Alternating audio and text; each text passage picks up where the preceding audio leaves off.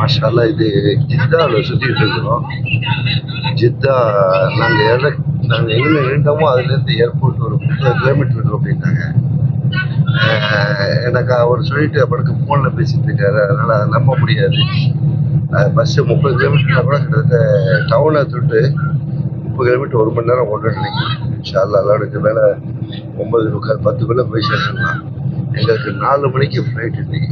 Flight 13/4/2026 விடிய காலம் 4 மணிக்கு டைரக்ட் பெங்களூர் ஃப்ளைட்டு. ஜித்தா ஊரை போகுது. ஜித்தா அழகாக இருக்குது. ஆனால் என்னத்த சொன்னால் நீங்கள் சவுதியில் பணம் ஏர்ன் பண்ணுறதெல்லாம் கஷ்டம்தான்.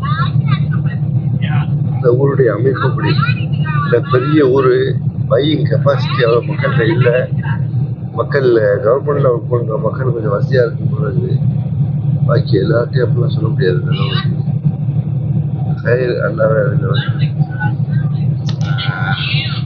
ஃபுல் ஓப்பன் லேண்டு ஃபுல்லாக. இதே போல் ரியாத்து நல்லா இருக்கும். ரியாத்து பல கிலோமீட்டர் போகும். ரியாத்து அழகாக இருக்கும், பார்க்கறதுக்கு அழகாக இருக்கும் சிட்டி. ஒரு இடமா ஷேக் பேலஸ் இருக்குது. பெரிய நல்ல ஆர்கிடெக்ட் சூப்பரான வியூவில் கட்டிருக்காங்க.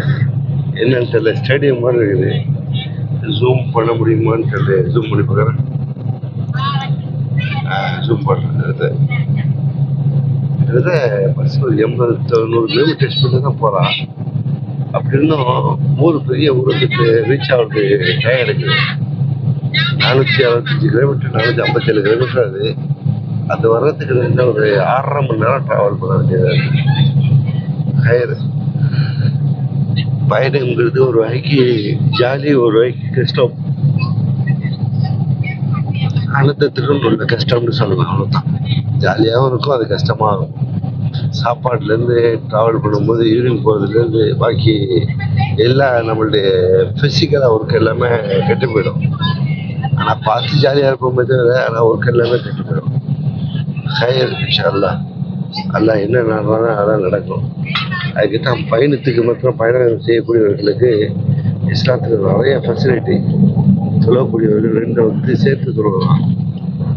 அதே போல் 2 ரக்காத் 4 ரக்காத்துಗಳ இடத்துல 2 ரக்காத் சொல்லலாம். அந்த மாதிரி ஒரு ஃபெசிலிட்டிலாம் எல்லாம் கொடுத்துருக்கான். ஓகே இன்ஷா அல்லாஹ்.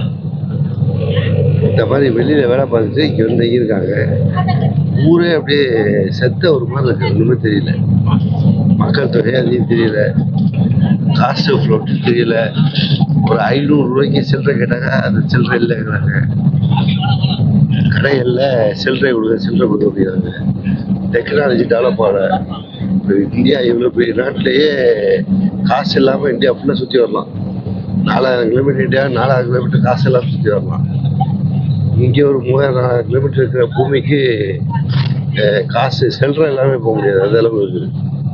அல்லாஹ் ஓகே, வாழ்த்துக்கள், நன்றி.